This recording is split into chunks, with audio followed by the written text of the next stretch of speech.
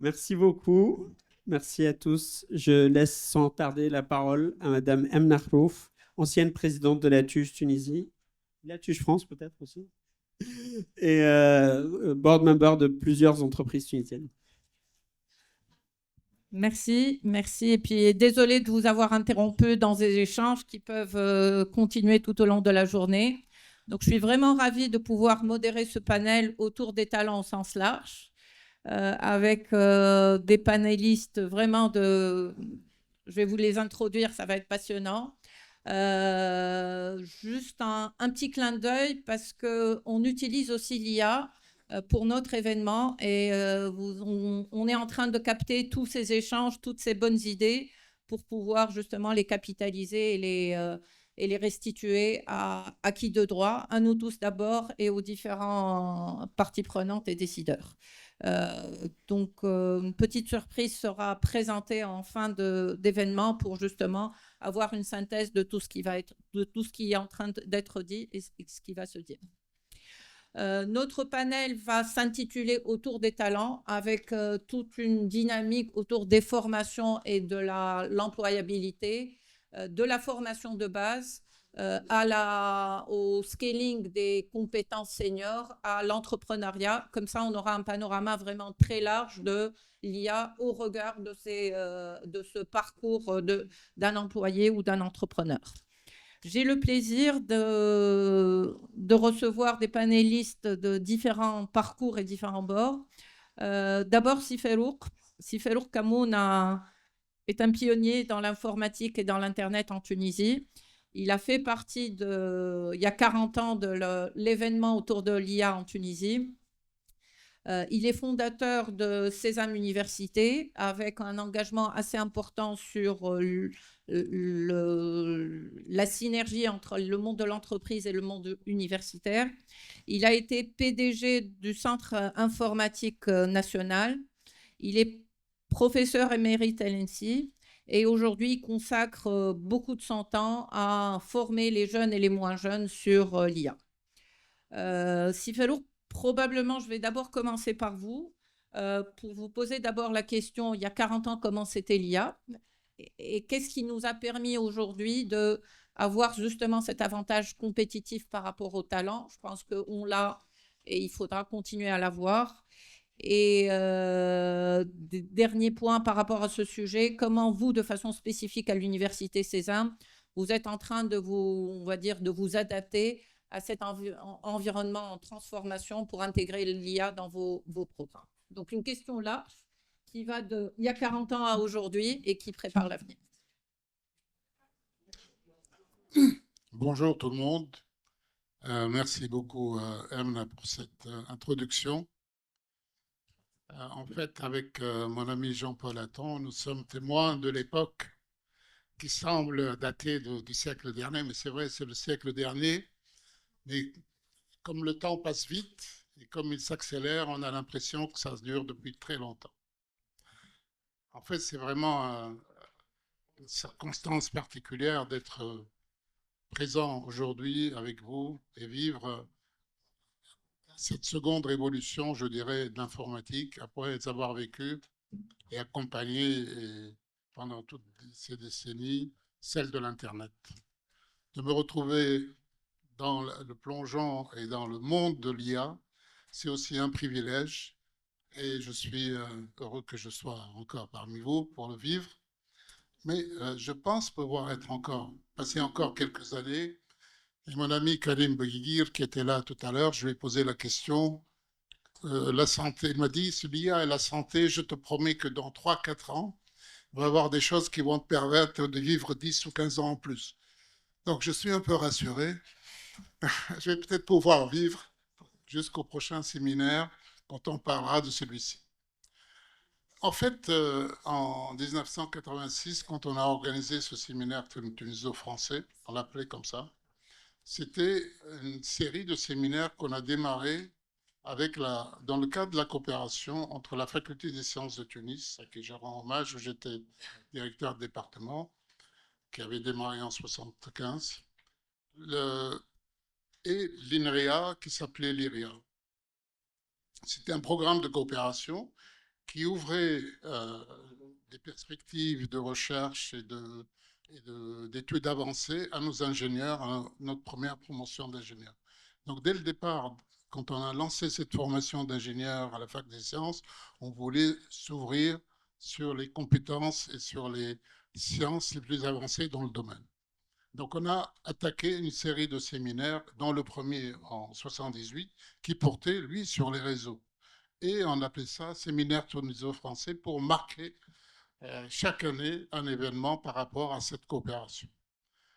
Donc, cette aventure de coopération a vraiment été, ça nous a permis d'entrée de jeu, depuis que personnellement j'ai fait la France puis les États-Unis, de nous placer dans le cadre de l'évolution technologique et scientifique dans le domaine de l'IT. C'est un des piliers, une des idées fortes qui nous a permis d'évoluer avec avec des gens qui étaient très motivés. Sur cette lancée-là, bien sûr, à un moment donné, il y a eu en Tunisie la même réflexion qui se fait aujourd'hui sur comment développer une stratégie nationale sur l'informatique. C'était en 1974. Donc, un des axes de cette stratégie qui a été réfléchi et dans le premier plan était en 1983, c'était la formation des compétences. C'est un long chemin qui a été depuis parcouru. Et je peux vous dire aujourd'hui, l'engouement du jeune tunisien ou tunisienne à l'informatique ou au numérique est extraordinaire. C'est ça qui fait, je dirais, le premier point de la force au niveau des compétences au numérique. Presque 20% des étudiants de l'université tunisienne sont dans l'IT, dans le numérique. Donc ça, c'est extraordinaire. Ça veut dire 60 000 étudiants à peu près. Et on sort des milliers tous les ans. Donc ça a constitué une force depuis des années qui a été reconnue sur le plan national et international. Et aujourd'hui, nos compétences, ils sont reconnues en Europe, aux États-Unis, ici bien sûr. Et donc, on a une force de frappe, plus que 125 000 personnes employées dans l'IT en Tunisie, ce qui est une force de frappe très importante. Donc, dans le pipeline, il y a beaucoup de gens et une force de frappe. Mais nous sommes à un tournant, je dirais, extrêmement dangereux si on ne sait pas le prendre. L'IA qui vient tout bouleverser, on a vu, on en a parlé. Donc, comment s'y prendre? Comment agir? Comment encore non seulement être au top avec nos compétences, mais dans ce domaine aussi, ne pas les perdre, parce qu'eux-mêmes, ils risquent d'être dévalorisés. C'est là où vous me facilitez la transition par rapport à ML pour justement dire comment se préparer. Je pense que c'est vraiment un enjeu. Donc peut-être pour t'introduire, Emel Kalboul, donc cofondatrice et CEO de l'Education Outcome Fund, plateforme onicienne de financement de l'éducation et de l'emploi. Tu étais au BCG en tant que dans le consulting et première femme ministre du tourisme en Tunisie. Tu contribues à plusieurs initiatives internationales sur l'IA et sur l'emploi. Donc peut-être, Emel, par rapport à cette introduction qu'a fait Sifelouk, on regarde là, par exemple, en Chine, ils sont en train de faire des réformes importantes sur le système éducatif. En introduisant l'IA dès l'école primaire. Donc en Tunisie, est-ce qu'on doit faire ça? Et par rapport à tout ce que tu es en train de voir, comment, selon toi, on doit adapter notre formation, notre éducation pour justement intégrer cette culture de l'IA chez nos jeunes et continuer à être un tournant, comme le disait Sifelouk, important, continuer à occuper cette place un peu privilégiée sur nos talents. Okay, merci, Emna. I'm going to speak in English. It's called Tunisia Business Forum, so yeah, I hope that's free fine. to speak English, French, or Tunisian. English, Tunisian. So I don't think the right question is, should we teach children AI? I think the right question is, what should we teach them about AI and how to use AI? So we published like a report on the future of learning in the world of AI. And I'm going to start with a negative. There are 3 negatives we're seeing. So one is cognitive decline, cognitive entropy, because basically what's happening is the bottom up is happening. So students and teachers are using AI. It moved from, I think, between December and May, alone of this year, we moved from 48% to kind of 65%. So they're using it, but actually the governance, the system, the curriculum, the ministries, etc., is way behind. You know, we don't know actually how to deal with this. They're using it mostly to give them answers, not to learn. And they're using it mostly to avoid plagiarism. They say, okay, this is an essay written by you. Help me that it doesn't look like I did plagiarism online. So what's happening is actually they're not wiring their brain. Like, how do we learn? We learn with struggle, with solve, you know? With frustration. Remember, like the first essay you wrote, the first math you calculated, that's how the brain basically functions. Imagine you put the brain on a, you know, autoroute, you know, all the time. You never go into the piste, you never go into the hard way. You will never learn to drive, basically. And that's what's happening right now with the brain. So the question is, how do we avoid that? The second piece, which is happening also, we have a big mental health crisis, you know, all over the world with young people, because they're using actually AI as a friend. And they're actually they're more and more isolated, and they're using kind of the social connection. And we know social relationships are really difficult. You have to compromise, you have to know how to do conflict, etc. And the last piece that in the negative part is we're seeing also the younger the children are, the more they believe what AI tells them. You know, it's full of hallucination and bullshit, but it's written in a really nice grammar, and it's written with a lot of confidence. So young people believe that's true. You know, so the question is, what do? We really need to change the learning piece. Like, instead of the homework being the essay, imagine the homework be write a prompt, get the essay from the AI, and then sit down and try to figure out what are the biases, the préjugés that are in there. You know, go and fact check it. Come to the classroom and have a debate about those biases, the fact-checking and all that. So we really have to change all the type of homework we do. So we have to be careful that at the moment, AI is changing education by default. We have to move to a position where education is actually using AI to bring, you know, young people who can think for themselves, that we will need more than ever in the future. Thank you, thank you. Sirem Jouini, enseignante-chercheur, vous êtes à HEC Paris. Vous dirigez plusieurs programmes, notamment sur l'innovation et l'entrepreneuriat. Vous êtes auteur du livre Think with Design. Et surtout, vous collaborez aussi avec des entreprises importantes en France. Donc, vous avez presque la double casquette dans la recherche et l'enseignement supérieur, et aussi dans le monde business. Ma question, c'est plutôt par rapport à justement ces métiers qui sont à risque, et on les voit. Je reviens surtout sur ce modèle chinois où on vous dit on ne va plus former de comptables, on ne va plus former de marketeurs.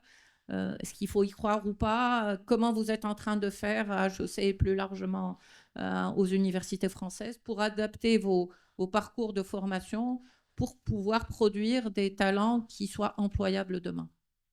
Merci beaucoup, merci Emna pour l'invitation. Je vais peut-être faire des choses à petits pas, c'est-à-dire que moi je vais parler en tant qu'enseignant-chercheur dans une école. On sort les gens, ils doivent être opérationnels à 3 ans, à 5 ans, à 10 ans, à 15 ans, à 20 ans. Donc, je ne parle pas des petits-enfants à l'école élémentaire. Hein, ils rentrent à Bac+2, ils vont sortir à Bac+5 et ils doivent être opérationnels tout de suite. Donc, il y a cette question de futur, et vous l'avez vu dans les discussions, il y a beaucoup d'incertitudes. Est-ce qu'on doit les former à ce qui va se passer dans 3 ans, ou dans 5 ou dans 10, et on ne sait pas ce qui va se passer dans 5 ou dans 10 ans. Ce que je vais essayer de partager avec vous, c'est des étapes. C'est-à-dire qu'il y a un futur dont on sait à peu près, qui est dans 3 ans, et puis le futur plus lointain, les futurs plus lointains sont beaucoup plus inconnus et incertains. Commençons par la première étape, la certitude. La certitude, c'est qu'effectivement, certaines choses, l'IA les fait mieux que les humains. Tout ce qui est analytique, tout ce qui est technique va être fait mieux que les humains. Donc, a priori, on ne va pas enseigner le marketing ou la compta ou le droit de la même manière. Cependant, à minimum, les personnes vont devoir orchestrer, contrôler ce que fait l'IA. Et pour ça, moi, en tant que professeur, ça me fait plaisir de le croire. On ne contrôle rien si on ne sait pas ce qu'on contrôle. Donc, ça me fait plaisir de croire, j'espère croire que ça restera vrai. Donc, on continuera quand même à enseigner les fondamentaux. On enseignera différemment, c'est sûr, mais on enseignera les fondamentaux parce que les êtres humains seront là pour faire ce que compléter l'IA et donc contrôler, orchestrer. Ça, c'est le minimum, c'est la première étape. La deuxième étape, ce que l'IA ne fait pas. C'est sûr, jusqu'à 3 à 5 ans, même si Karim était là, il le dirait peut-être, avec l'optimisme qu'il avait, ce que l'IA ne fait pas, c'est le jugement, c'est la décision dans l'ambiguïté, c'est l'incertitude, c'est comprendre une situation, c'est motiver, c'est tout ce qui est de l'humain en fait. Ça, l'IA ne le fait pas pour l'instant et ne va pas le faire pendant un certain temps. Et donc, nous, école, ce qu'on va faire, c'est former à ça et continuer donc à former aux soft skills, à la compréhension d'une situation, au contexte, à comment on utilise un outil dans une situation. Et donc, ça ne va plus être du transfert de connaissances au sens classique, ça va, et non pas des recettes ni des qu'ils font prouver très bien dans un chat GPT quelconque. Ça va être quelque chose qui est de l'ordre de la compétence, de la transformation, de la compréhension des limites d'un outil dans un contexte, etc. Et donc ça, c'est déjà assez... et c'est à ça qu'il faudra continuer à faire, et ça, certainement. Donc ça, c'est la deuxième étape qui est importante. Et donc, on se prépare à changer notre formation dans ce sens-là, avec l'empathie, la dimension humaine, l'entrepreneuriat, pour utiliser l'IA, mais la vision, tout ça, c'est des choses que l'IA ne donne pas. Troisième chose, projetons-nous dans ce qui a été présenté tout à l'heure, qui va arriver dans 5 ans, peut-être plus tôt ou peut-être beaucoup plus tard, parce que vous avez vu qu'il y a des problèmes d'énergie, il y a des problèmes de coûts, il y a des problèmes... Donc rien n'est moins sûr que les choses vont arriver aussi vite qu'on nous l'a dit. Alors ça ne veut pas dire qu'il faut prendre le temps et ne rien faire, comme disait Karim tout à l'heure. On va attendre. Il disait qu'en Tunisie, on a toujours tendance à attendre, dit-il. Donc, même si ça arrivera peut-être moins vite qu'on l'imagine, compte tenu de tous les problèmes qu'on a évoqués sur l'énergie, le coût, je le rappelle. Mettons-nous dans la situation où ça va arriver, même si ça arrive. L'IA prend la main, devient totalement autonome, prend des décisions. OK, ça c'est une situation dystopique, mais situation possible. À ce moment-là, il faut enseigner et former les gens à de l'éthique, à de la philosophie, à des valeurs, à ce que l'IA n'aura jamais, ne pourra pas faire. Et nous, en tant qu'institution et école, aujourd'hui, comme beaucoup d'entreprises le font, on se prépare à des avenirs possibles. On fait de la prospective. Quel va être le sens de l'école ? Et donc, l'école va peut-être être un endroit de socialisation où les gens viennent pour construire du réseau, pour avoir un regard lointain, pour acquérir des valeurs et de l'éthique. Et l'IA va prendre la main. Mais est-ce qu'on est là? Peut-être pas. Donc voilà, je voulais un petit peu apporter un peu de nuance et des étapes entre la Chine et demain, en France dans 3 ans ou en Tunisie dans 3 ans. Et juste pour conclure, par rapport à la Tunisie, je pense que les élèves dans les écoles ont appris beaucoup de soft skills et beaucoup de débrouillardise, parce que quand on n'a pas de soft skills et de débrouillardise, on ne vit pas en Tunisie. Il faut juste valoriser ça un peu plus, parce que les soft skills vont être de plus en plus importants. Il faut les valoriser et vraiment que ça fasse partie de la formation. Désolée, j'ai été longue, mais je voulais Je pense que c'est vraiment nuances-là. important. Ce que vous dites, c'est moins technique, mais il faut de la technicité pour pouvoir challenger, et puis beaucoup plus d'humain et de soft skills, parce que là, de toute façon, c'est notre ADN, quoi. Je me tourne vers vous, Kérim Hajeji, Global CEO et membre du COMEX de la Banque Santander. Vous pilotez notamment les programmes de transformation et d'IA au niveau mondial de la banque. Et puis, vous êtes diplômé de l'INSAE, vous avez dirigé vous avez eu pas mal de responsabilités à la Société Générale dans différents environnements. Et puis, vous êtes très engagé dans le mentorat et l'entrepreneuriat en Tunisie. La question pour vous, Kérim, c'est est-ce qu'aujourd'hui, vous continuez à recruter des juniors? Donc là, c'est vraiment, on voit de plus en plus de juniors arriver sur le marché du travail et ne plus trouver d'emploi. Et la réponse rapide, c'est l'IA va vous remplacer, donc on ne recrute plus de juniors. Donc, est-ce que vous continuez à recruter? Et puis, deuxième question, dans cette transformation et dans cette logique, quelles sont les opportunités pour les jeunes diplômés tunisiens? Alors, le premier élément de la réponse, c'est que oui, on continue à recruter des juniors. Donc, on ne voit pas pour le moment un freinage de recrutement lié à l'IA. Il est potentiellement donc, existant, mais on ne le voit pas en court terme. En revanche, il y a deux choses qui ont changé. D'abord, les canaux de recrutement. On recrute via des partnerships avec des universités dans lesquels on influence leur programme d'éducation.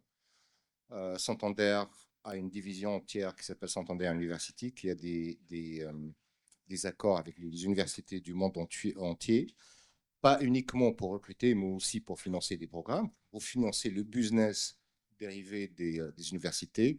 Et donc, ça nous permet un peu d'affiner les profils qu'on recrute.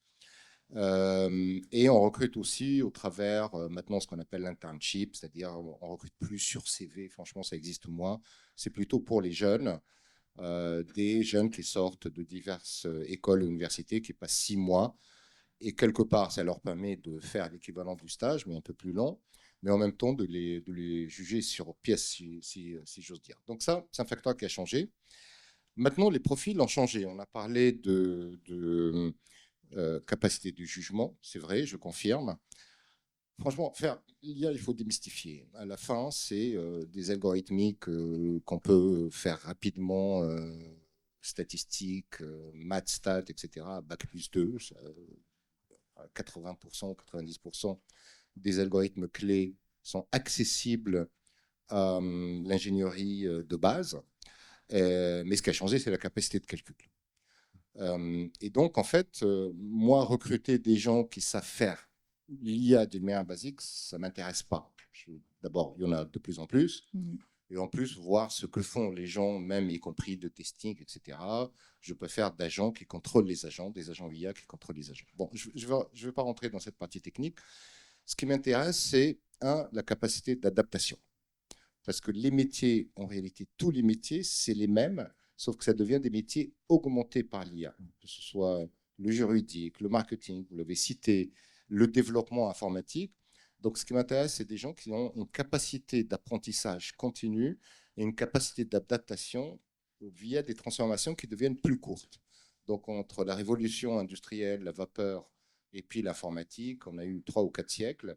Maintenant, on voit bien, tous les 6 mois, il y a de nouvelles versions de logiciels, de plateformes, qu'on les appelle ChatGPT, Claude, etc. Et ça va continuer comme ça, et ça va s'accélérer.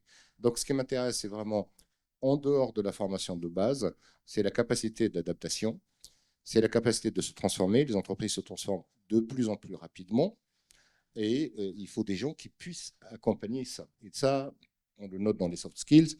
Je vois mon ami Mahdi ici, sans qu'il m'ait demandé de parler de lui, mais on se connaît assez pour... il a transformé une entreprise internationale en 18 mois. Il est passé du conseil classique, et on voit le conseil classique, des Accenture, des KPMG, etc., réduisent leurs coûts parce qu'on ne peut pas transformer 100% des gens en une boîte qui attaque l'IA de end-to-end. Ça va vraiment des infrastructures de base, de la data, jusqu'à livraison de services sur les process autour de l'IA. Donc, c'est ça qui m'intéresse. Alors, pour revenir à la Tunisie, oui, on a des avantages. Notre qualité d'éducation, elle est bonne. Franchement, pour ceux qui sont amusés de prendre ne serait-ce que le bac tunisien de maths cette année versus le bac français, ils verront un petit peu plus que on se tord un petit peu plus les neurones sur le bac tunisien de mathématiques. C'est bien, il faut garder ça. On a de très bonnes écoles d'ingénieurs. Et je ne le dis pas d'une manière théorique parce que je suis tunisien, je le vois parce que je recrute des Tunisiens et je les vois comment ils évoluent. Donc ça, c'est très bien, il faut garder ça. On parle bien les langues, on parle le français presque nativement, on se met de plus en plus à l'anglais, ça sert donc dans la convertibilité internationale des talents. On a la diaspora qui est un pont intéressant, donc beaucoup de boîtes tunisiennes, j'ai parlé de talents, qui dressent un pont naturel pour les talents tunisiens. Il faut continuer ça. Et on converge de plus en plus vers un monde de nomadité des talents. C'est-à-dire aujourd'hui, on peut travailler n'importe où, pour n'importe qui, pour n'importe quel projet. Et ça, quelque part, c'est la dématérialisation de la présence physique. Et je pense qu'il y a un avantage compétitif de la Tunisie qui va bénéficier, de son positionnement géographique. C'est un pont naturel entre la rive sud ou la rive nord, voire même vers l'Afrique. Et aussi le coût du Tunisien. Le coût du Tunisien, il est très compétitif. Si on regarde le bassin, ne serait-ce que l'Europe et l'Afrique, et même l'Afrique du Nord proche, moi je recrute des Marocains, je recrute des Tunisiens, on a un coût très compétitif. Et donc ça, c'est des avantages naturels. Donc voilà, après, il y a les incentives publics, effectivement. Bon, nos chers amis universitaires vont en parler, sinon on y reviendra. Donc, en synthèse, on recrute, ce n'est pas les mêmes canaux, ce n'est pas les mêmes profils. Et puis, la Tunisie a des opportunités à jouer. Il y a des conditions, on y reviendra plus tard. Et en résumé, donc, il y a un côté positif. Je reviens juste sur un correctif, Sihem, si je me permets. L'IA ne fait pas mieux que l'humain, elle fait plus vite. C'est juste. Très bien, très bien. Merci, Kérim. Je me retourne vers vous, Memeya Fandri. Donc, vous dirigez le portefeuille Global Value Chain au World Economic Forum. Donc, vous accompagnez à la fois des entreprises et des gouvernements face à des mutations technologiques, notamment sur les chaînes de valeur, mais pas que. Et puis, vous êtes ingénieur EPFL, vous avez été formé notamment à Berkeley, donc vous avez un parcours assez diversifié. Et puis là, vous êtes en train de voir un peu les mutations qui sont en train d'être faites au niveau mondial. Pour vous, et d'après tout ce que vous êtes en train d'étudier au World Economic Forum, quels sont les métiers de demain et justement comment ces métiers peuvent être transposables et comment ces études peuvent être transposables aux environnements tunisiens? Merci Emna, bonjour à toutes et à tous. Je voudrais partager quelques données de notre Future of Jobs Report. Et ça, c'est un rapport qu'on publie tous les 2 ans et qui recueille les perspectives d'employeurs qui représentent 14 millions d'employés à travers 55 économies, dont la Tunisie. Et à l'horizon 2030, ce qu'on voit, c'est qu'il y a vraiment 5 tendances qui se renforcent mutuellement et qui vont pas mal façonner le marché de l'emploi. Donc, bien sûr, il y a les technologies avec l'IA, mais pas que. Il y a la transition écologique et énergétique, on en a parlé tout à l'heure. Il y a la fragmentation géopolitique, l'incertitude économique et les changements démographiques. Et la convergence de ces tendances-là, on s'attend à ce que d'ici 2030, elles génèrent 170 millions de nouveaux emplois, mais en même temps, elles vont en déplacer et supprimer 92 millions. Et le total, le net gain est quand même de 78 millions, ce qui représente 7% de l'emploi total d'ici 2030. Maintenant, dans tout ça, c'est clair que le principal moteur de transformation des entreprises, c'est l'IA, où il y a 80% des employeurs qui pensent qu'il va complètement changer leurs activités et vraiment impacter la manière dont ils travaillent. Ce qui va donc à la fois accélérer les métiers porteurs, mais aussi accélérer la chute des métiers en voie de déclinaison. Donc, quels sont ces métiers qui vont prendre ou perdre de l'importance?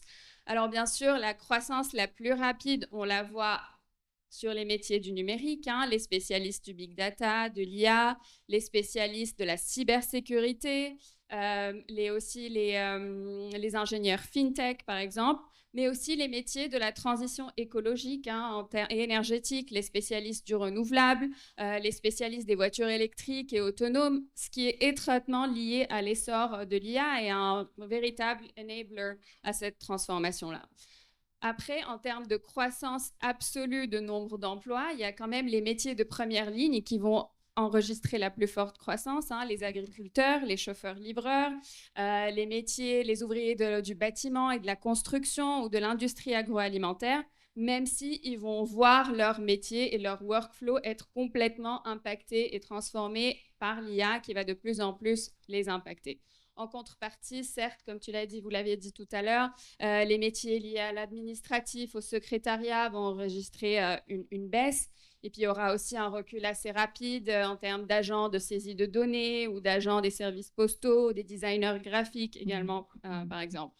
Et donc, on voit qu'on risque d'avoir un certain gap en termes de compétences entre ces différents métiers. Et on s'attend à ce que 35 à 40% des compétences des travailleurs actuels vont devoir être transformées ou mises à jour d'ici 2030. Donc, il va réellement falloir faire un accompagnement de ces gens-là pour ne pas mener à une crise de l'emploi. Et en termes de compétences, bien sûr, les compétences liées au numérique ont une très forte croissance. C'est ce qui est en termes de ce qui est recherché par les employeurs. Mais comme l'a évoqué Sihé Mekelim, les compétences, les soft skills restent les compétences clés. Et selon l'étude, c'est la pensée analytique qui est la compétence la plus recherchée par les employeurs parce que notre travail va changer. On va plus être là à définir les règles, le cadre, laisser l'IA travailler, mais après, il faudra analyser les outcomes, les résultats, appliquer un esprit critique, les challenger, prendre des décisions, appliquer un sens de jugement quand ça sort un peu des cas ordinaires et quand on traite des exceptions.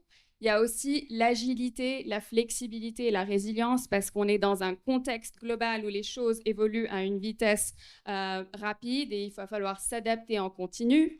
Il y a la curiosité et le fait d'apprendre tout au long de sa carrière parce que on ne sait pas ce qui va se passer, mais on sait qu'il va y avoir des choses qui vont se passer. Donc, il faudra vraiment avoir cette capacité à apprendre de façon continue et à continuellement se former. Il y a aussi la pensée systémique, parce qu'on va pouvoir faire beaucoup plus de choses. Donc, il faudra un peu plus connect the dots par-ci, par-là. Très bien.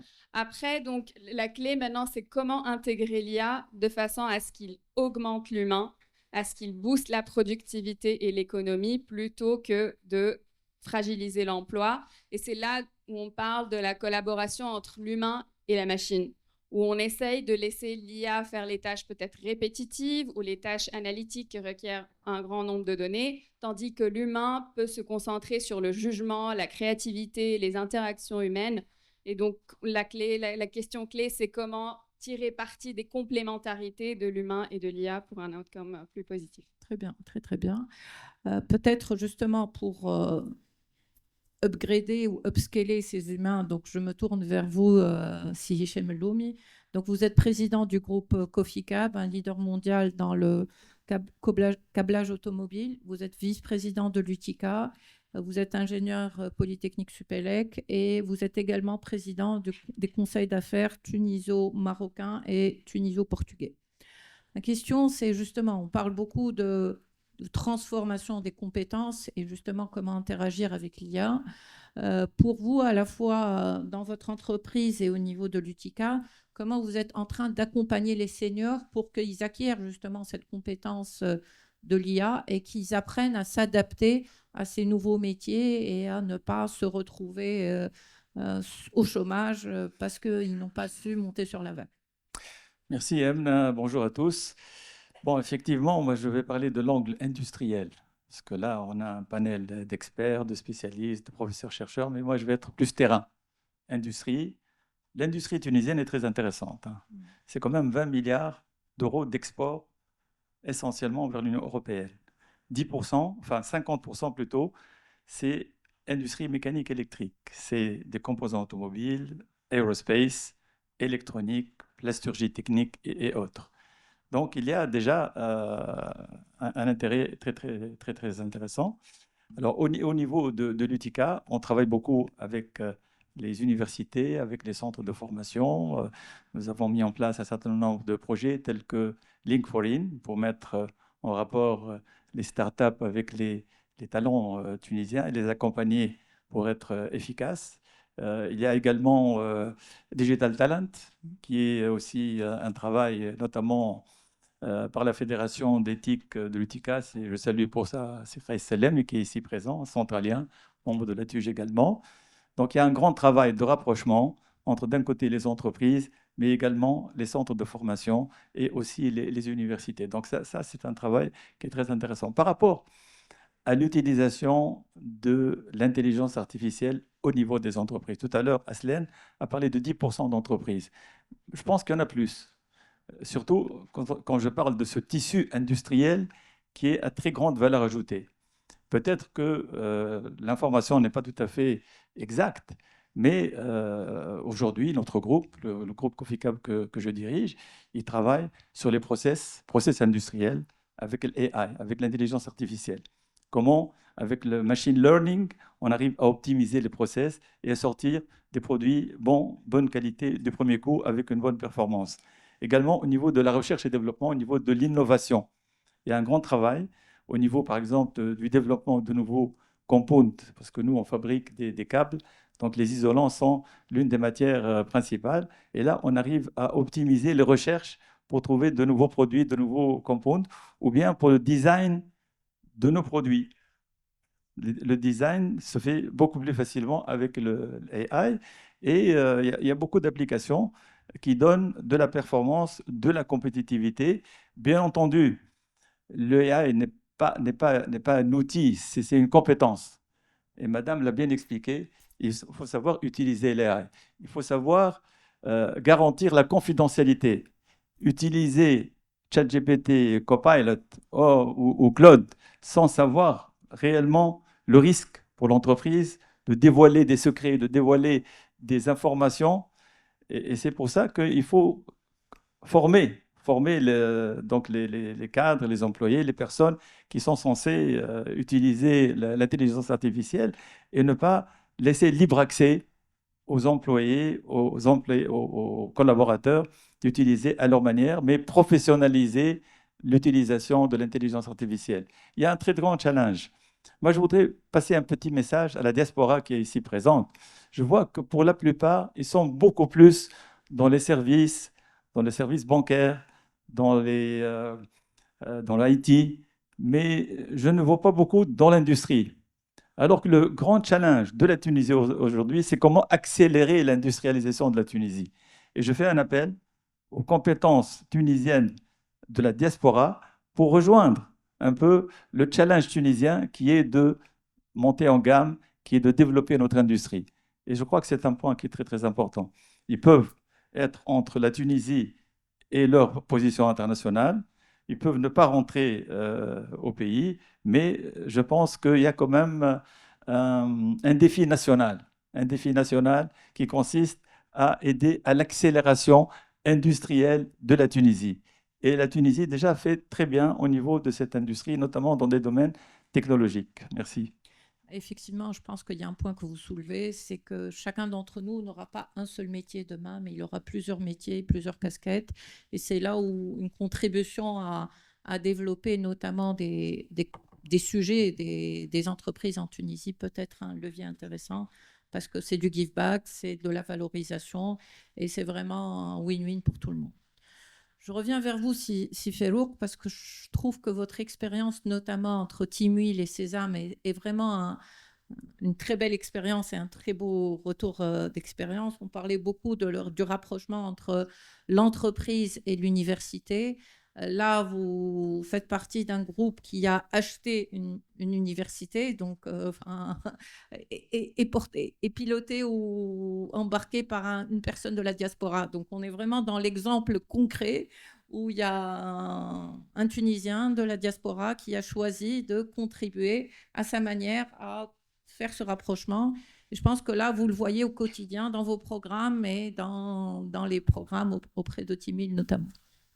Oui, oui, c'est une petite histoire de start-up parce que Sésame a démarré en 2011, c'était une start-up dans l'éducation. Puis il y a eu un exit, pour utiliser votre terminologie. Et elle a été acquise par un groupe, le groupe Timuil, qui est créé par Anis Chakroun, qui est établi en Europe, où il y a plus qu'un millier d'ingénieurs aujourd'hui, qui s'établit en Tunisie avec des back-office et du développement. Donc, sa préoccupation, c'est vrai que c'était de former, bien sûr, les cadres et les futurs ingénieurs et managers pour son entreprise de différentes façons, d'une façon beaucoup plus proche entre l'entreprise et l'université. Et comment réduire cette distance, comment améliorer et accentuer l'interaction et être plus au diapason des besoins. Bien sûr, l'université, c'est quelque chose d'assez indépendant. c'est pas une université d'entreprise. Donc il y a un équilibre à trouver, mais quand même, c'est un challenge, mais qui nous a permis aussi d'aller plus loin, de dépasser la relation classique université ou école d'ingénieurs et entreprise qui se faisait via les stages, via les PFE, et parfois quelques enseignants, pour aller chercher plus loin, même dans des projets qui se font en cours d'année, des étudiants. Pourquoi ne pas avoir des projets posés par l'entreprise? L'étudiant, déjà, il est beaucoup plus intéressé. Souvent, l'étudiant pense qu'il est dans un tunnel. Le temps qu'il sorte de ce tunnel, 3 ou 4 ans ou 5 ans, c'est trop loin, il perd un peu la patience. Donc cet engagement de proximité entre l'entreprise et nous à Sésame, c'est de dire les projets d'abord, plus d'implication dans les cours, plus d'implication dans la construction du curriculum, du programme. Aujourd'hui, on est en train de métamorphoser ces programmes. Et aussi par le biais de ce qu'on a monté comme étant l'Innovation Lab, un laboratoire où on peut expérimenter et développer avec les entreprises. Et ce qui est intéressant dans cette relation, c'est qu'on peut expérimenter avec eux avant de passer avec les autres entreprises. Donc c'est une relation très, je dirais, proche qui nous permet, c'est un terrain expérimental très intéressant, de proximité, de plus proche proximité. Je pense qu'aujourd'hui, au-delà des rapports, je pense que les rapports genre du World Economic Forum, ça nous donne des études intéressantes, mais le terrain aussi nous apporte. Donc il faudrait qu'il y ait cette interaction permanente entre la vision stratégique lointaine ou à 10 ans ou à 15 ans et le terrain, qu'est-ce qu'il vous ramène comme leçon. Et essayer d'adapter au fur et à mesure avec une certaine inertie, ne pas être réactif d'une façon instantanée. Il y a l'inertie de l'enseignement. Il faut garder une certaine inertie, mais aussi prendre en compte toutes ces évolutions. Je pense que c'est là, et cette participation de la diaspora directement maintenant, je dirais, à Sésame, et on puisse créer un advisory board qui regroupe des experts tunisiens et de la diaspora, et des experts internationaux aussi, qui nous permet aussi tous les ans de réfléchir un petit peu sur ces tendances et l'impact sur la formation. Je voulais juste rajouter un mot par rapport à l'enseignement de l'IA et le bouleversement. Peut-être juste une petite parenthèse, je vous redonne la parole. Je pense que cet advisory board retransmis sur les conseils d'administration dans l'entreprise peut être vraiment un levier où la diaspora peut jouer un rôle à la fois dans le monde universitaire, mais aussi dans les conseils d'administration des entreprises, tout en gardant, on va dire, un job à l'étranger, etc. Mais c'est cette injection de skills et d'échanges qui permet aux uns et aux autres d'être dans cette contribution win-win. Si tu me permets, je vais faire un appel aussi. On voudrait des visiting professors, des visiting experts qui viennent enseigner, que ce soit même une demi-journée. Ça, c'est très ouvert, comme vous voulez. Je reviens juste sur l'approche du bouleversement même de l'appareil du système d'éducation. On a, à Sésame, on a opté pour une approche assez pragmatique et expérimentale. On a demandé à nos enseignants de se former et de voir chacun dans ce qu'il est en train d'enseigner, comment faire évoluer et son enseignement et son contenu.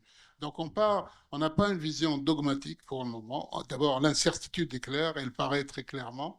On ne sait pas comment tout ça va être changé, mais qu'il faut embarquer les enseignants. Ça, c'est très important pour qu'ils puissent apporter une contribution. Très bien, très bien. Merci beaucoup. Je me retourne vers vous, Emel, peut-être. Justement, par rapport à ce déficit de compétences qui est lié à l'IA, comment le combler? Comment continuer à justement adapter nos skills, et notamment les seniors, pour que justement ils rattrapent, ils s'adaptent et ils évoluent. En fait, خاطر ثم بارادوكسي أنا جست باش نحكي على مثلا الفون تاعنا احنا في بازي في لندن. آخر مرة دخلنا معناتها حد entry level معناتها من اليونيفرسيتي. جينيرالمون ما نعرفش انتم قداش عندكم احنا on a eu المرة هذه 5200 معناتها applicants.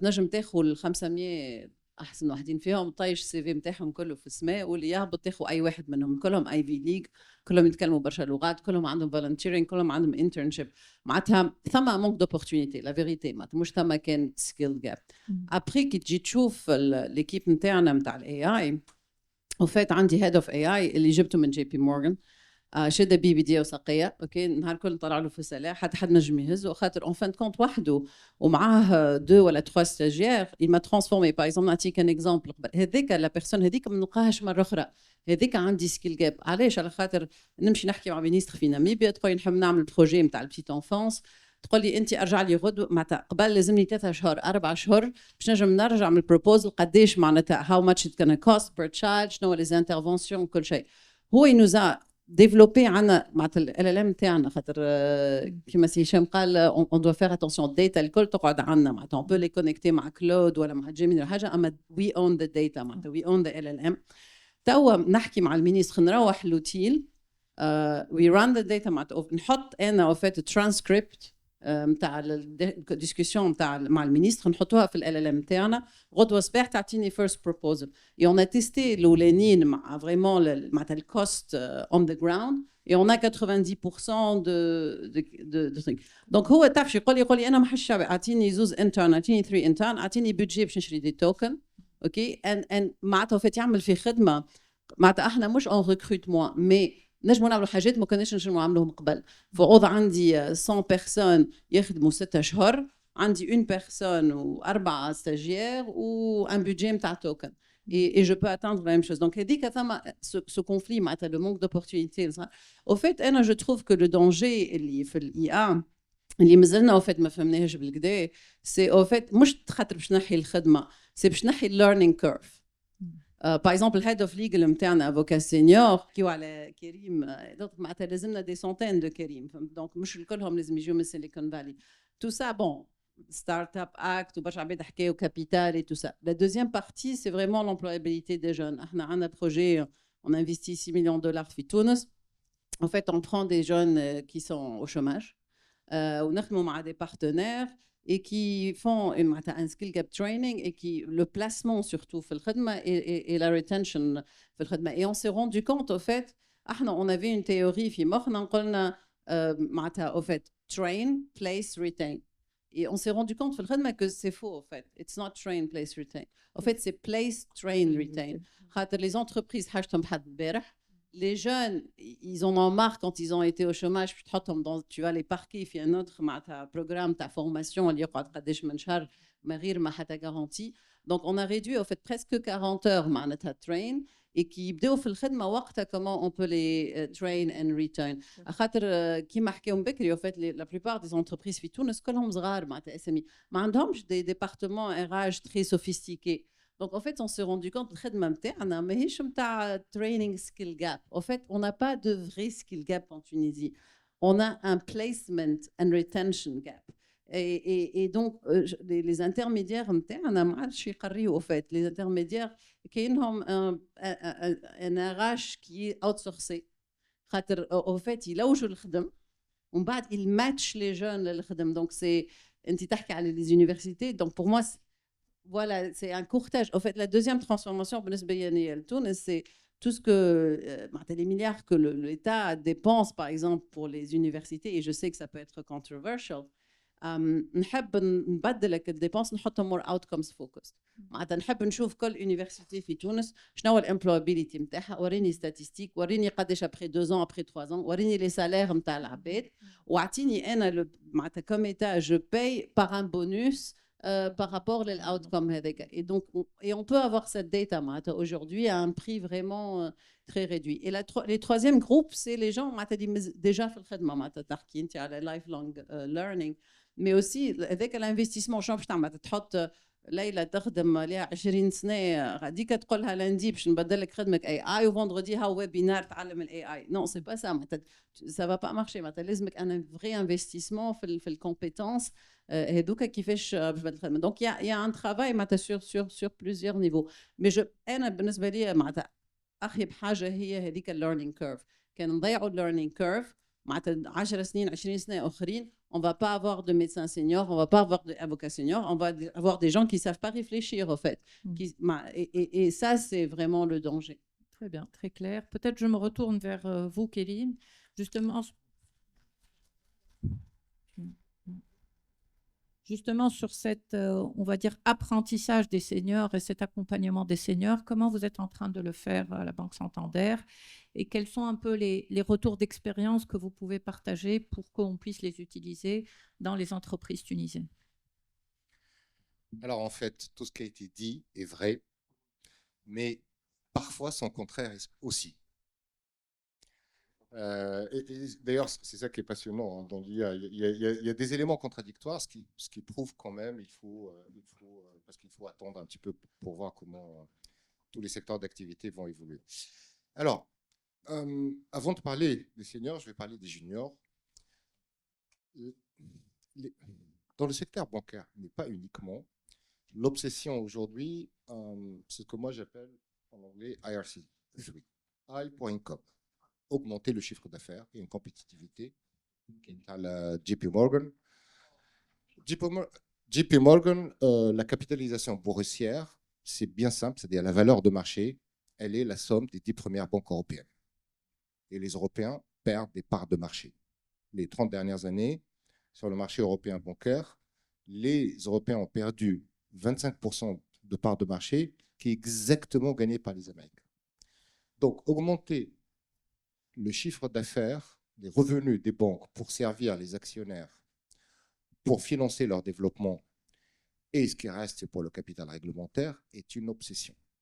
Deuxième obsession, c'est le risque. Le risque opérationnel, le risque de crédit, le risque, et d'ailleurs ça alimente le capital, puisque plus on consomme le risque, moins il y en a pour le capital, et enfin le client, un décès, les coûts, et le capital dont on a parlé. Les coûts, c'est super important. C'est illusoire de penser qu'on ne s'y attache pas. Et les coûts, grosso modo, des entreprises, ça va de 40% à 70%, c'est le coût humain. Donc, il ne faut pas être naïf. L'IA est un facteur de réduction de coûts généraux dans le facteur humain. Si on ne voit pas ça, franchement, ça serait malhonnête de ma part de ne vous pas le dire. Moi, je l'expérimente tous les jours dans 20 pays. OK ? Alors après, qu'est-ce qu'on en fait ? En revenir pour les seniors, les juniors, on ne sait pas. On ne sait pas. On continue à recruter. Je vous ai dit qu'on recrute des profils différents. Mais deux exemples. Aujourd'hui, le M&A, qui est un des métiers les plus prestigieux dans une banque, le junior, pendant les 5 premières années, il passe son temps à analyser des datas. Qu'est-ce que ça veut dire ? Ça veut dire analyser les bilans des banques, analyser les opportunités de marché, analyser l'entreprise A qui peut merger avec l'entreprise B, etc. Et c'est justement ce truc-là qui est le plus attaqué par l'IA. On le prend quand même, mais on essaie de le changer pour que finalement, il puisse accélérer son métier, se faire augmenter par l'IA. Alors, Amel, je suis d'accord. La learning curve, elle est volée par l'IA parce que, bon, on va au plus vite. Il a un bonus en fin d'année, il faut qu'il produise, etc. Donc ça, c'est un risque. Pour les seniors, dans les grands groupes internationaux, vous allez voir de temps en temps des annonces. Grosso modo, ces 5 dernières années, les comités exécutifs ont changé à 50%. Dans le CIB de Santander, à 80%. Je suis l'un des derniers dans le comité exécutif avec mon patron. Et les profils seniors qui sont recrutés, c'est des profils un peu plus techy. Aujourd'hui, vous prenez le patron du retail de Santander, qui est quand même un groupe qui a 200 millions, il vient de PayPal. Il ne vient pas dans les agences, vous savez, les vieux briscards de la banque, qui connaît tout, qui connaît ses clients, qui connaît ses corporates, etc. Dans le conseil d'administration, les membres du board, c'est de plus en plus des profils techniques. Donc, vous avez l'ancien patron de l'informatique de Goldman Sachs, etc., etc. Il faut en être conscient, ça veut dire quoi ? Les soft skills et les formations, telles que les écoles de commerce, etc., en fait, le challenge, c'est vraiment d'injecter de plus en plus un profil technique. Et justement, c'est ce moment-là, grâce à l'IA, parce qu'on n'est pas obligé de coder en Java pendant 20 ans pour savoir mener un projet. Et, donc voilà, donc, les seniors. Alors, pour répondre maintenant plus concrètement et peut-être même d'une manière un peu plus brutale à votre question, les patrons métiers et les seniors, soit ils évoluent. Très bien, on fait de la formation. On a changé les organisations, les operating models, de manière à ce qu'il n'y ait plus l'informatique, l'IA, le marketing, le HR. On a verticalisé. On a construit ce qu'on appelle des tribes, donc les méthodes agiles, dans lesquelles ça va du front office, des commerciaux, jusqu'aux fonctions de support. Donc, c'est la même équipe. Moi, je gère toutes les fonctions de support de ma division. Je les ai verticalisées, voire même, ils interviennent dans la performance de toute la chaîne. Voire même, ils peuvent avoir leur voix, ce qu'on appelle la voix du client, en matière de recrutement, hiring, firing, bonus, etc. Ce qui est quand même important.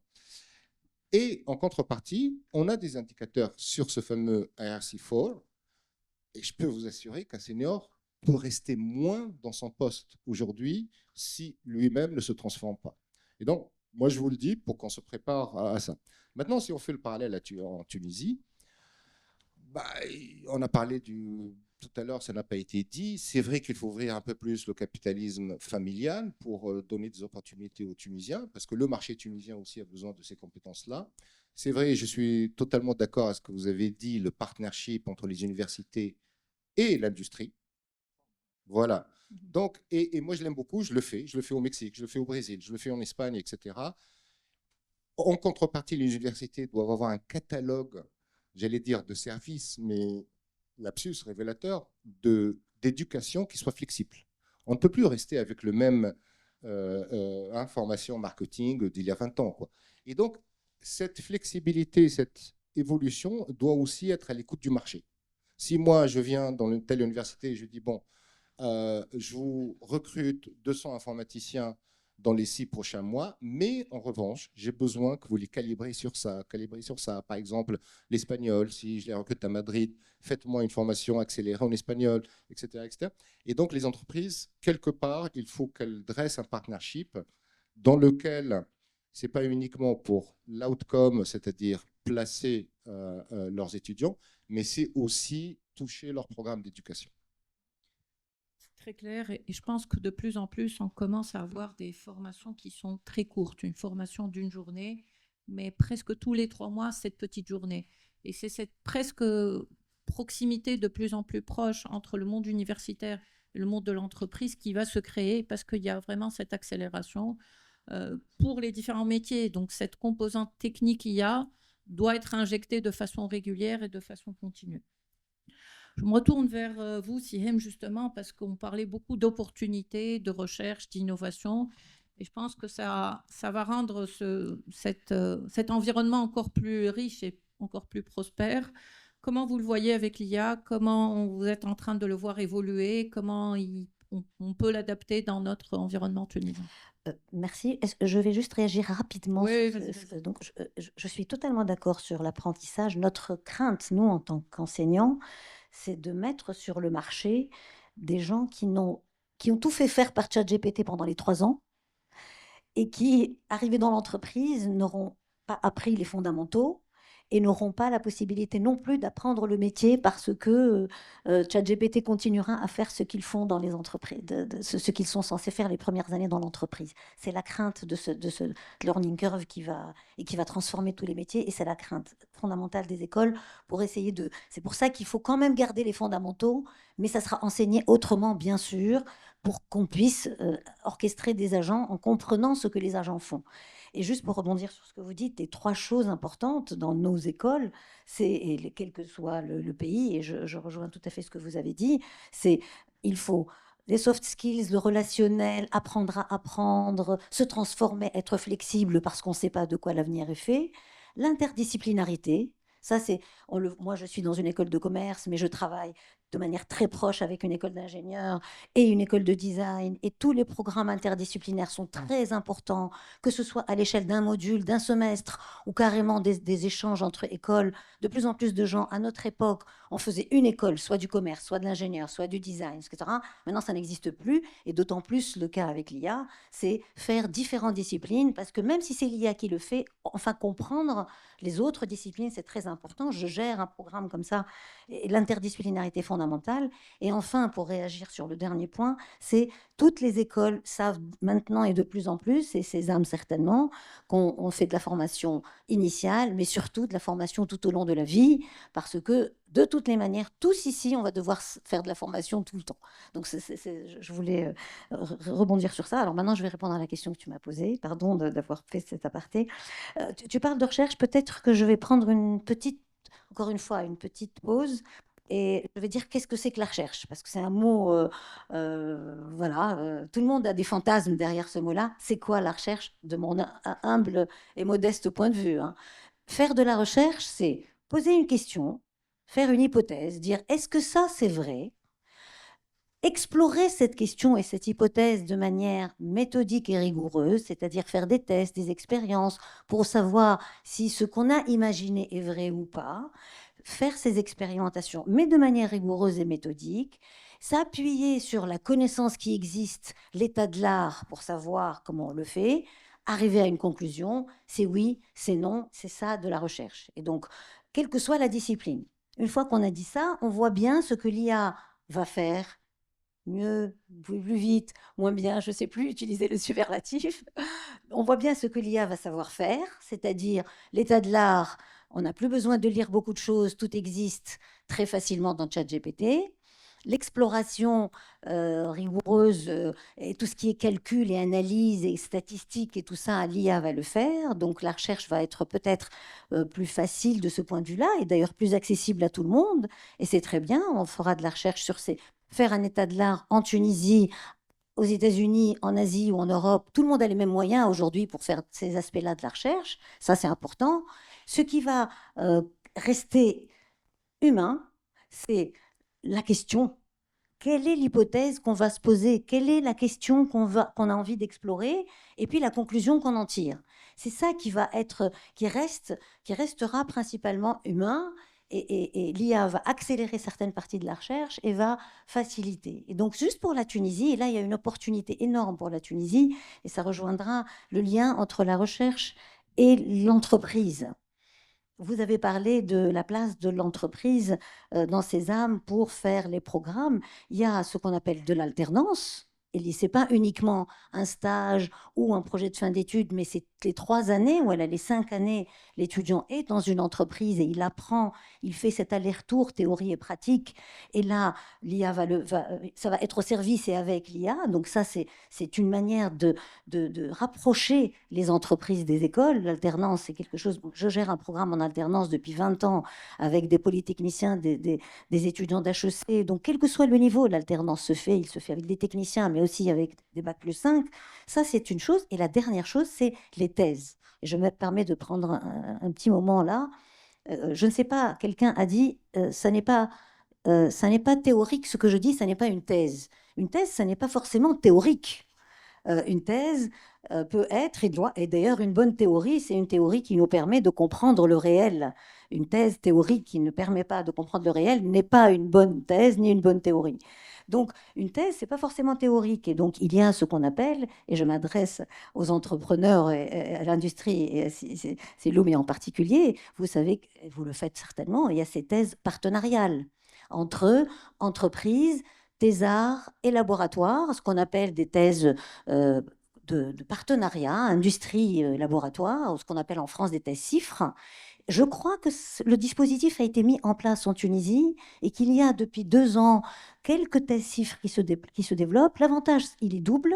Le thésard, il apprend à travailler sur une question pratique. Il ne fait pas de la théorie. Il n'envoie pas des questionnaires pour attendre des réponses. Il va chez vous, Siloumi, et il va rester pendant 4 jours par semaine, apprendre le problème qui se passe, revenir dans le laboratoire, utiliser la théorie pour comprendre ce qui se passe, revenir, proposer des choses. C'est ça ce qu'on appelle une thèse CIFRE collaborative. L'avantage, c'est qu'on forme à la fin des thésards et des docteurs qui sont employables, et non pas en forme des thésards chômeurs. Ils sont employables parce qu'ils ont mis le pied dans l'entreprise pendant 4 ans et donc ils savent ce que c'est que l'entreprise et vous pourrez les employer dans les centres de recherche pour faire du design, pour optimiser les process, etc. Donc d'abord, c'est des thésards employables et s'ils ils s'orientent vers l'enseignement, ce qui arrive quand on fait une thèse, a priori. S'ils s'orientent vers l'enseignement, eh ben, ils formeront des gens, non pas de manière théorique, mais ils formeront des gens pour l'entreprise en sachant ce que c'est que l'entreprise. L'entreprise au sens large, je peux dire organisation ou ministère ou quel que soit. Ce n'est pas forcément une entreprise. Donc, c'est gagnant-gagnant cette forme de thèse. Et cette thèse-là va devenir aujourd'hui, en Europe, on parle de plus en plus de ces thèses-là, qui étaient marginales et qui deviennent maintenant très importantes parce que c'est la thèse que l'IA ne peut pas faire. C'est-à-dire qu'on pourra toujours accuser un étudiant de faire son mémoire de recherche par ChatGPT, s'il s'agit de simplement faire une bonne synthèse de la littérature, mais moi, je demande à mes étudiants, la synthèse de la littérature, je sais que c'est ChatGPT qui va la faire, ok, mais ce que je lui demanderai, c'est de me décrire de manière précise et analytique ce qu'il a fait dans l'entreprise, qu'est-ce qu'il a changé, qu'est-ce qu'il a compris, etc. Et ça, ChatGPT ne peut pas le lui dire, puisqu'il faut avoir été là, dans l'entreprise, pour comprendre le contexte. Et ça, c'est la chance. Pour la Tunisie, c'est la chance pour l'université française, c'est la chance et tunisienne, c'est la chance du doctorat en partenariat avec l'entreprise pour former des thésards employables dans les entreprises et qui forment des gens employables parce que c'est pas théorique. Désolée de faire le plaidoyer, mais je le vis. Ne pas me retourner vers Loumi pour lui poser la question. Justement, comment vous faites la recherche et est-ce que ces programmes de thèse sont en train d'être mis en place ou pas, que ce soit à Coffee Cab ou plus globalement, et comment vous gérez l'innovation à travers ces outils ou d'autres peut-être? Et j'ai compris que, Kélim, tu avais des retours d'expérience aussi. Pardon. Il y a beaucoup d'indicateurs importants sur le plan économique par rapport à la Tunisie, et je le dis régulièrement aux membres du gouvernement, le principal problème en Tunisie, c'est le chômage des jeunes, et notamment jeunes diplômés. Quand on parle de 30%, c'est vraiment très difficile à admettre, à accepter.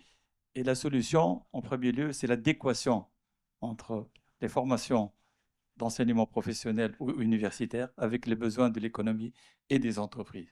Ça, c'est un grand sujet. Et ce n'est pas encore résolu. C'est vrai qu'au niveau des fédérations de l'UTICA, on a des rapprochements avec les universités, les centres de formation, les références et le métier, les licences, les masters co-construits avec l'entreprise. Et ça, je trouve que c'est essentiel. Donc, cette question aussi, comment rapprocher l'université, les étudiants, les nouveaux diplômés de l'entreprise. Ceci se fait à travers les PFE, à travers les partenariats avec les universités, notamment avec les doctorants. Vous venez d'en parler, effectivement, au niveau de notre groupe.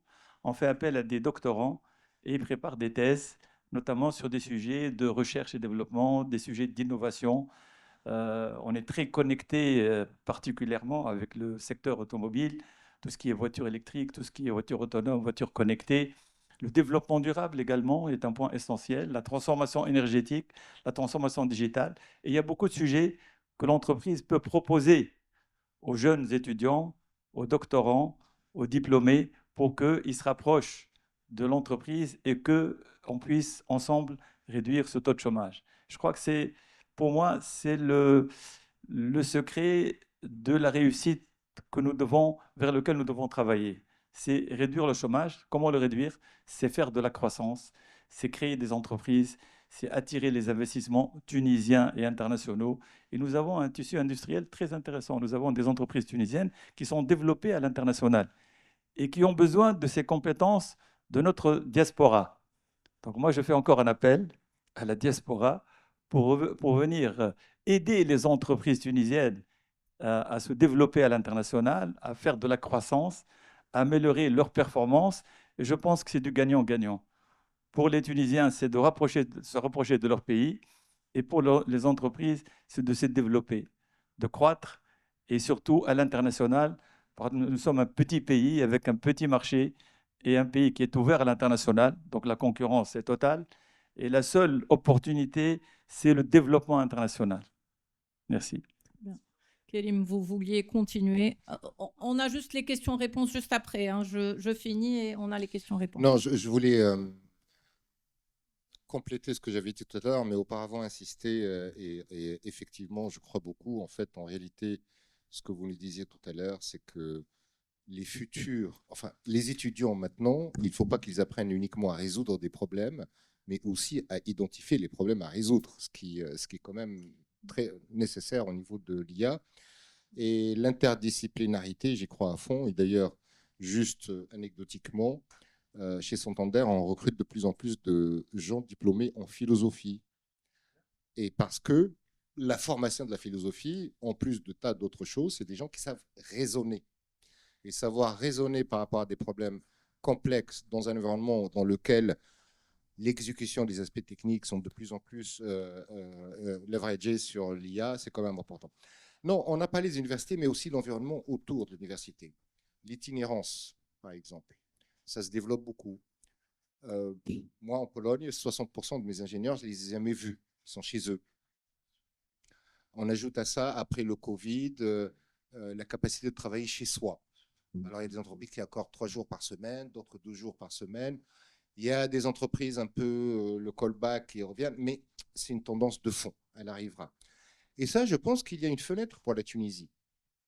Donc, on peut demain avoir des cohortes d'ingénieurs qui participent à des projets, qui travaillent pour des sociétés tunisiennes ou étrangères et qui sont en Tunisie, ce qui est quand même win-win parce que ça leur permet d'avoir les prestations de qualité et en même temps un coût honorable parce que le coût de la vie en Tunisie, il est quand même inférieur que Paris ou Londres.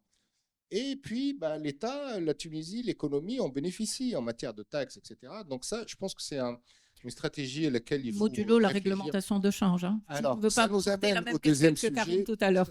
Ça nous amène au deuxième sujet qui est, on va dire, l'environnement économique et la gouvernance publique. Franchement, parler du taux de change depuis... Alors, il y a quelqu'un dans le forum d'avant, il a dit 10 ans. C'est pas 10 ans, ça fait 50 ans qu'on parle du taux de change. 50 ans. Est-ce raisonnable? Je comprends les risques. Mais est-ce que quelque part, on a valorisé les gars en face? Est-ce qu'on a été un peu plus sophistiqué que de dire non, non, non, jusqu'au jour où on dit oui? Il y a quand même des solutions hybrides qui permettent de protéger l'économie tunisienne et qui permettent surtout d'ouvrir les vannes pour les devises. Mais aussi, pas que ça, les taxes. Si on veut avoir des itinérants demain tunisiens ou des étrangers qui viennent en Tunisie pour enrichir l'environnement, peut-être qu'il faut penser à ce que fait l'Espagne. Donc la loi Beckham, ou ce que fait le Portugal, ou ce que fait l'Italie maintenant.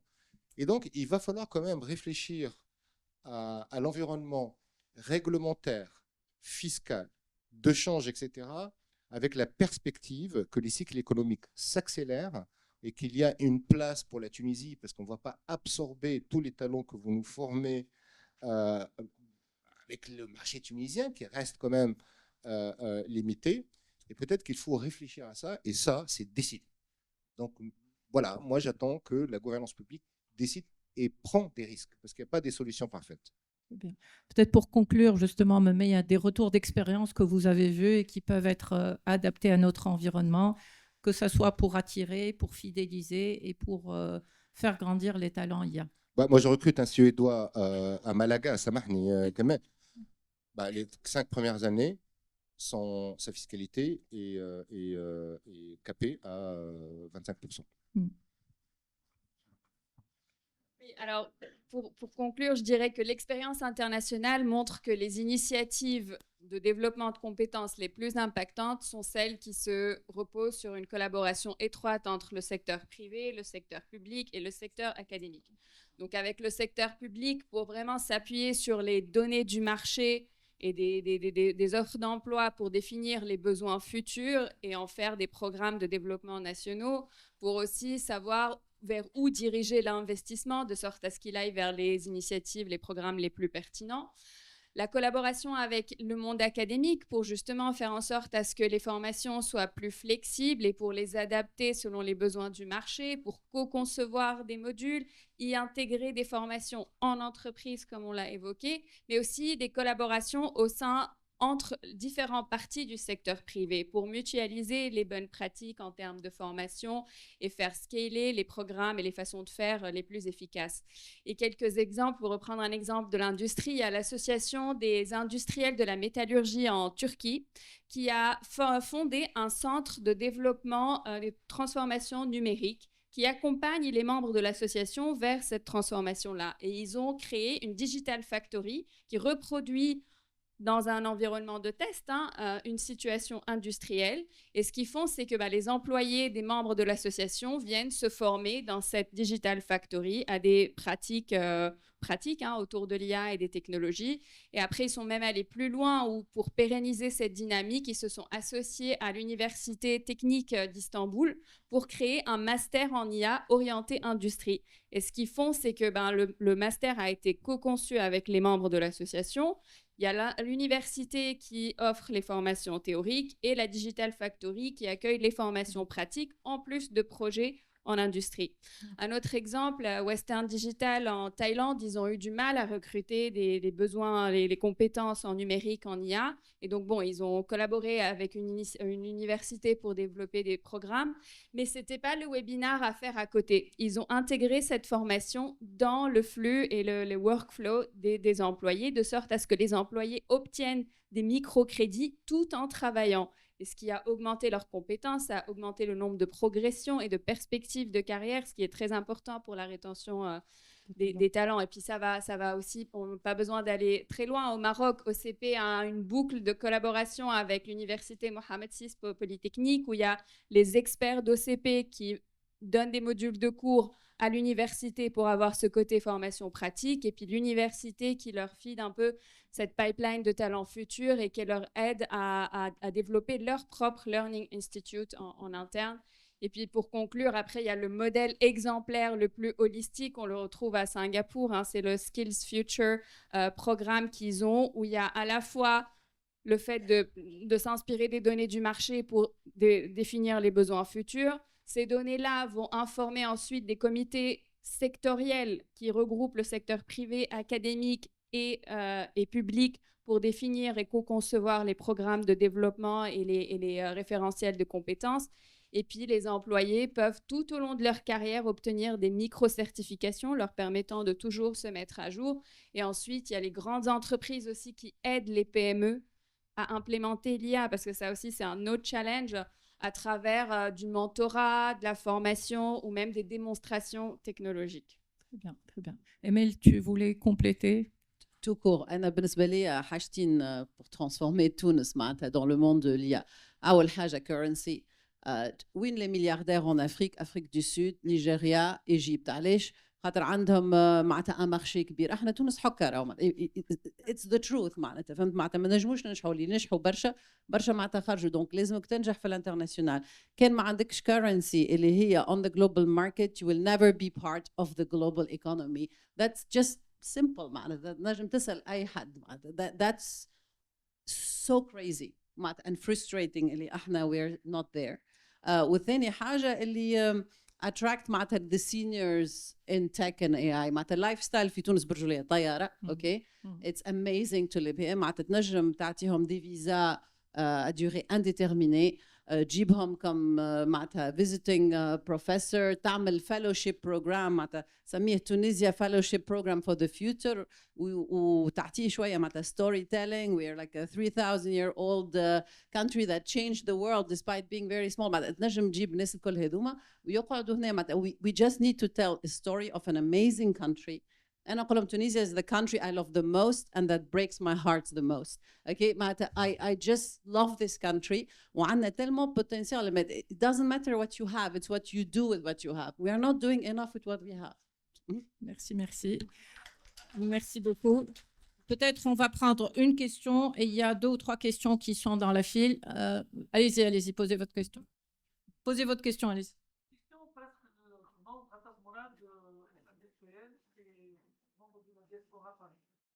La question se pose أن سؤال مهم يعني للإي اللي هو يشوف على التونس.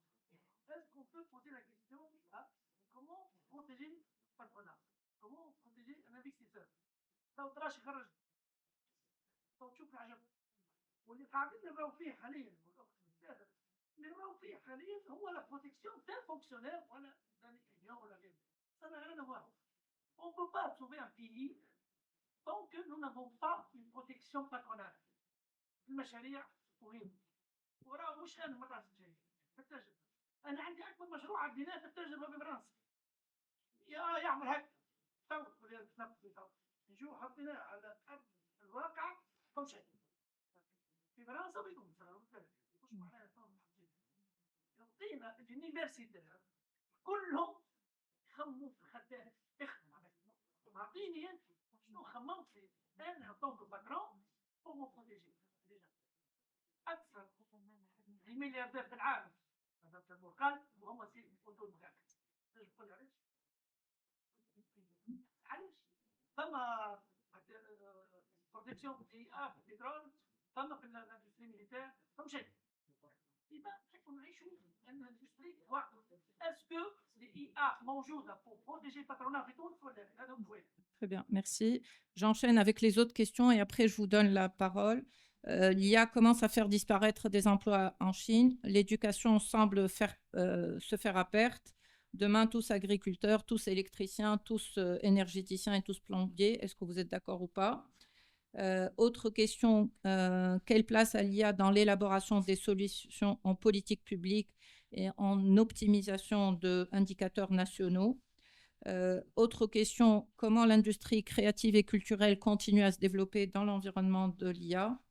Et puis, on a des jeunes très talentueux, comment continuer à les fidéliser en Tunisie et à les garder dans nos pays? Voilà, je pense qu'il y a des questions auxquelles on a déjà en partie répondu, il y en a d'autres, il y a des compléments de réponse. À vous, réponse et mot de la fin. Vous, chacun d'entre vous, dans l'ordre que vous souhaitez. Bon, la question de la protection patronale, c'est se former à l'IA, c'est-à-dire se protéger. Et ce n'est pas un outil, c'est une compétence, l'IA. Donc, il faut former les équipes à l'IA. Et l'IA peut apporter énormément à l'entreprise et à l'industrie, puisqu'on peut l'utiliser pour optimiser les process, pour faire de l'innovation, pour accélérer tout ce qui est conception de produits, tout ce qui est test, même des tests virtuels. Ça fait gagner beaucoup d'argent et à mon avis, c'est un outil extrêmement intéressant. Surtout qu'aujourd'hui, la formation à l'IA est une formation très light. Donc, c'est vraiment quelque chose qui peut être institutionnalisé et mis dans le parcours collaborateur. Je ne pense pas que l'IA est là pour protéger le patronat ou les salariés. Elle n'est pas là, ça, elle est pour créer des leviers supplémentaires de création de richesse. Alors bon, on ne va pas être naïf, hein. Effectivement, la Tunisie, dans son équilibre social, il faut qu'elle protège les deux. Il faut qu'elle aide le patronat à pouvoir être créatif, créer plus de richesse, mais en même temps, il ne faut pas oublier le fait de ne pas faire de la casse sociale. Parce que la casse sociale, c'est la pauvreté, c'est laisser les gens sur la route. Alors, l'équilibre, je vous avoue, il n'est pas facile. Donc, c'est toute une politique en même temps sociale et économique. Pour revenir, comment retenir les jeunes en Tunisie, c'est très simple. Moi, la majorité des Tunisiens que je vois qui font de l'ingénierie en Europe, ils le font pour deux choses. Désolé, pour le pognon. On crée de la richesse, il veut acheter une maison, il veut faire éduquer ses enfants, il veut aider sa famille, etc. Donc, bon, ça, c'est un stimulus classique. Mais aussi, je le vois de plus en plus, pour offrir un environnement beaucoup plus riche à leurs enfants. Moi, je connais beaucoup de médecins, beaucoup d'ingénieurs qui disent, voilà, moi j'ai envie que mon fils ou ma fille ou mes enfants vivent dans un meilleur environnement. Donc, pour les retenir, il faut créer de la richesse, il a redistribuer aux jeunes talents, et il faut améliorer l'environnement économique et social.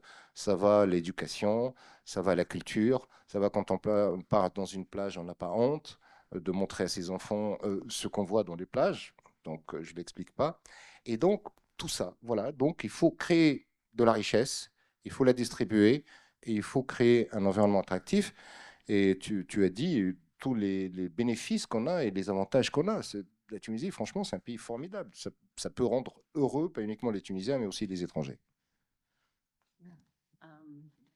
En fait, tu as deux visions pour l'IA. Tu as ma vision اللي تقول لك باش نحي الخدمة الكل. L'automatisation نحات blue collar باش نحي blue and white collar. دونك هذيك كان تجي الفيزيون هذه باش تجرى معناتها لي غوفرنمون لازم يحكيوا على universal basic income معناتها fait un income basique pour tout le monde et que les LLM et les robots peut-être payent des taxes et tout ça. Bon, ça ma vision هذيك. Bon, مانيش نخدم عليها أنا comme base à الفيزيون الثانية هي اللي on va s'adapter et on va passer par كما قالوا بكري opportunité et danger et on va se retrouver comme être humain dans un autre endroit. Je pense que في تونس معناتها au fait peut-être مؤخرين شوية ما مناش مؤخرين برشا زادا. Faut dire la vérité. Moi, je fais partie d'un EU Tech. Je faisais partie d'un EU Tech panel. Les filles, policy maker avec les chefs des plus grandes entreprises tech. Et on était au fait en Finlande. On était invités. Il y avait les 27 ministres de défense européens des 27 pays. Après Brexit, donc pas 28. Et en fait, on parlait de semi-autonomous weapons, en fait, les armes et AI. Et c'était une question éthique qui va prendre des décisions, la dernière décision. Et on s'est rendu compte, en fait, que la plupart des ministres de défense européens, leur formation en AI est zéro. Okay? Ils comprennent rien. On avait le chairman de Nokia, Risto Salaman, qui est l'ex-chairman de Nokia, qui a créé une cyber security, qui était avec moi. On fait partie tous les deux de ce board. Quand j'étais à Nokia, je n'ai pas délégué ça. Je me suis formée moi-même en IA. Je me suis formée en cyber security. Je me suis formée en generative AI. Et ce n'est pas quelque chose que vous pouvez déléguer pour pouvoir avoir le sens du jugement et prendre des décisions. Donc, en fait, on est en retard. Et donc, ça, c'est une opportunité aussi. Ce n'est pas trop tard, en fait. On peut, en Tunisie, encore un système d'éducation qui est valable. On a beaucoup de talents. On a quand même un secteur industriel qui a une tradition. On a beaucoup d'atouts. Donc, comment on peut utiliser ces atouts pour, en fait, accélérer et utiliser peut-être même le retard européen pour notre avantage, en fait. On peut participer à cette course globale avec beaucoup d'atouts qu'on a.